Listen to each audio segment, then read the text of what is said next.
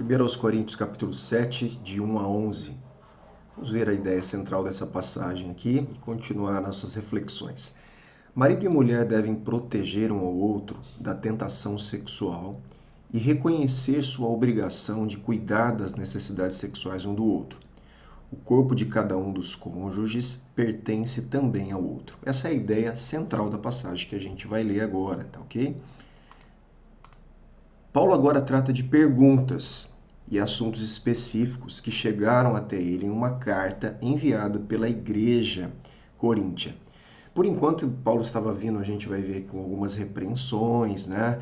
E algo falando várias questões relacionadas ao orgulho, às divisões na igreja de Corinto e essas questões todas. Agora é como se ele mudasse o tom e ele começa a responder algumas perguntas que foram enviadas a ele através de uma carta prévia. E nós vamos ver como ele inicia esse bloquinho para você entender. E Paulo passa, portanto, de um tom de repreensão um tanto severo e corretivo, que ele vem até agora, para um tom mais pastoral e informativo, tá ok? Olha lá no versículo 1, o que Paulo fala aqui? Ó? Quanto ao que vocês me escreveram. Então ele estava vindo desenvolvendo um raciocínio. De repente ele termina temporariamente ali o que ele estava falando e ele volta a atenção para provavelmente uma das questões colocadas para ele numa carta.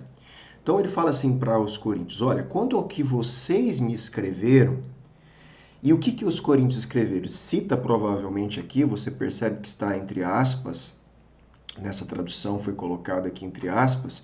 Por quê? Porque esta frase não é uma frase de ensino de Paulo, mas é uma citação de algo que os coríntios escreveram para ele.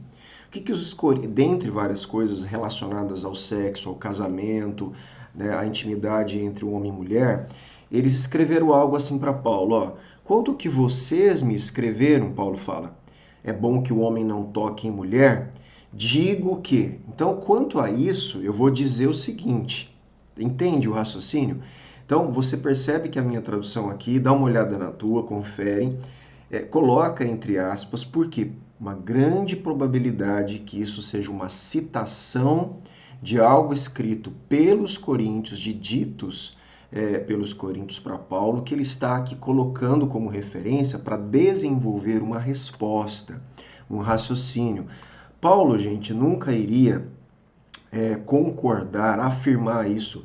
É bom que o homem não toque em mulher, de uma forma taxativa, como que se olha, é bom que o homem nunca case. Porque se ele fizesse isso, ele estaria indo contra o próprio princípio criacional de Deus sobre o casamento. O homem tomar, não é bom que o homem esteja só, vai tomar uma mulher, vai deixar pai e mãe, se unirá a uma mulher, se tornarão uma só carne. Isso é um projeto de Deus e Paulo ele é consciente, obviamente, disso. Então ele não está contra, né, de forma taxativa, contra a união de um homem e uma mulher.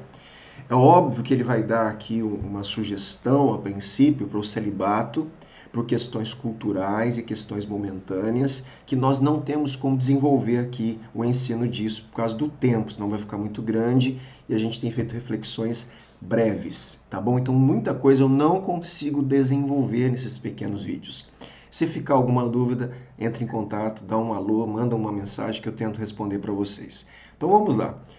Ele cita então que os coríntios falaram, olha Paulo, é bom, né, que o homem não toque em mulher. Gente, isso vem de uma questão cultural, do ascetismo, que tinha uma linha asceta, né, de se abster de qualquer coisa relacionada a prazeres carnais. Então, dentre aquelas pessoas, existia uma linha de pensamento assim, que estava falando isso para Paulo, como que se, olha, não é isso, Paulo, e a gente tem que colocar essa lei aqui na igreja, e Paulo tem que regulamentar, ele tem que normatizar, ele tem que corrigir, ele tem que equilibrar isso à medida que ele vê as coisas conforme o padrão e o caráter de Deus.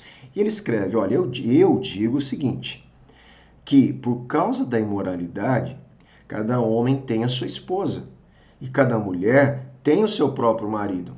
Então ele não está concordando em plenitude com a frase dos coríntios. Olha, então não, é bom que o homem fique solteiro pro resto da vida e não toque nunca em mulher. Não, olha, o negócio é o seguinte, devido à imoralidade na nossa sociedade, cada homem tem a sua esposa e cada mulher tenha o seu próprio marido, tá? Isso sim está de acordo com o padrão de Gênesis, o padrão, criacional. E ele continua que o marido conceda à esposa o que lhe é devido, e também de igual modo a esposa ao seu marido. Os votos, né, de casamento, os votos da aliança de casamento, gente, eles são automaticamente acompanhados de responsabilidades conjugais.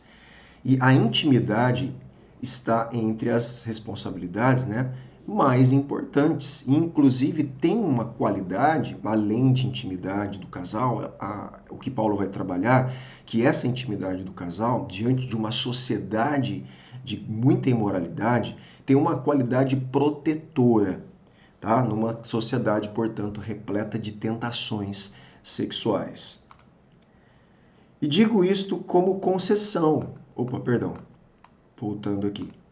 A esposa não tem poder sobre o seu próprio corpo, né? No casamento, então, a esposa, ela não é dona exclusiva do seu próprio corpo, nem o marido dono exclusivo do seu próprio corpo, né? O marido não tem poder sobre o seu próprio corpo, e sim a esposa. Não se privem um ao outro, né? Então não se privem, não haja privações da intimidade um com o outro. Esse é um conselho de Paulo para os casais. A não ser, talvez, se os dois concordarem, né, por mútuo consentimento, por algum tempo, para se dedicarem à oração. Então ele faz aqui, ó, não se privem da intimidade um com o outro. Em um único caso, talvez, se os dois concordarem, se os dois forem fazer algum tipo de consagração, de jejum e de oração específico que necessite esse momento de não estarem em intimidade sexual, vocês vão, em consentimento, fazerem isso, mas depois retornarem à vida conjugal, como se fosse o mais rápido possível, para que Satanás não tente vocês por não terem domínio próprio. Como o corpo pertence ao cônjuge, privar o outro de intimidade no casamento, mesmo visando os fins espirituais, seria o mesmo que tomar para si algo que pertence a ambos. Tá? Isso digo como concessão, quer dizer, e mesmo assim, isso não é mandamento. Eu não estou falando que vocês têm que se privar para ter um tempo de oração. Eu estou falando que vocês podem ter um momento de concessão se os dois concordarem. Então, digo isso como concessão e não como mandamento. Gostaria que todos os homens fossem como eu. Aqui ele fala no sentido do celibatário. Ele é celibatário. Então, eu gostaria que todos os homens, né, conseguissem, então, viver solteiros pro resto da vida aí, como eu, para se dedicar ao evangelismo, se dedicar à evangelização. Mas ele reconhece, no entanto, cada um tem de Deus o seu próprio dom. Na verdade, de um modo, outro de outro, né? Para Paulo, o celibato, então, não é um ato forçado de abstinência sexual, mas um dom espiritual de Deus, que liberta seu recipiente do desejo e da necessidade de intimidade sexual. A gente sabe que isso realmente só se for uma dádiva sobrenatural de Deus para o ser humano, porque existe algo natural no ser humano que diz respeito à sua sexualidade, seus impulsos sexuais que devem ser direcionados a uma pessoa num vínculo de aliança que nós temos, que é o casamento, tá ok? E aos solteiros, ele continua, e às viúvas, digo que lhes seria bom se permanecesse no estado em que também eu vivo. Quer dizer, continuem solteiros, continuem, né, sem um vínculo de casamento. É bom que vocês continuem assim.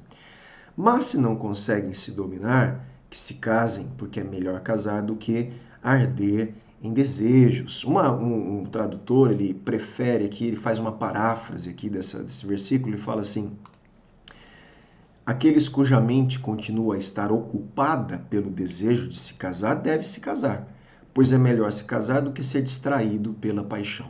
Então ele traduz esse texto dessa forma. Aos casados ordeno, não eu, mas o Senhor, que a mulher não se separe do marido. Mas se ela se separar, que não se case de novo ou que se reconcilie com seu marido. E que o marido não se divorcie da sua esposa. Isso é um consenso que o casamento foi feito para durar até que a morte separe, apesar de muitas coisas hoje acontecerem que fazem os casais se separarem, né? E inclusive algumas que são quebra realmente da aliança. Mas o desejo de Deus é que o casal eles vivam de uma forma permanente nesta vida, até que a morte separe, que é o único jeito dessa aliança se separar realmente de acordo com a vontade de Deus, e vivam em cumplicidade, em amor, em diálogo, projetando a glória de Deus através de um relacionamento matrimonial. Esse é o desejo de Deus, e a gente tem que se esforçar como cristãos, como casais cristãos, para glorificar a Deus através dos nossos relacionamentos. Tá? E uma das formas, né, que Paulo está tratando é justamente não se negar um ao outro e termos como casais uma vida de intimidade, uma vida de prazeres, sim, dentro, né, da nossa intimidade como homem e mulher, que somos casados, tá bom? E aqui, para concluir essa breve reflexão, e difícil reflexão em alguns pontos, que eu não tive como tratar aqui todos os pontos, uma vez que não se pode separar corpo e alma, intimidade física e intimidade espiritual também são inseparáveis. Como a união do casamento reflete Deus, olha lá, o adultério é uma violação do próprio caráter do casamento cristão.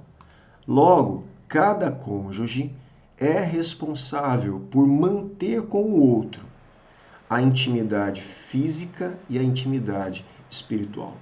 Tá? Então a gente conclui isso dessa passagem, que cada cônjuge tem uma responsabilidade de manter com o outro intimidade física, vamos acrescentar, a gente sabe hoje, né, intimidade psicológica, intimidades, né, de projetos, intimidades de objetivos da casa, da família, intimidades emocionais, intimidades espirituais. Então, e não é só um, existe uma responsabilidade tanto do homem como da mulher de se esforçarem para manter, portanto, esse tipo ou esses tipos de intimidade dentro do casamento. Tá ok?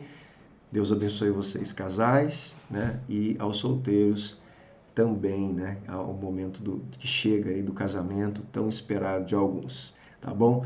Que Deus abençoe, em nome de Jesus.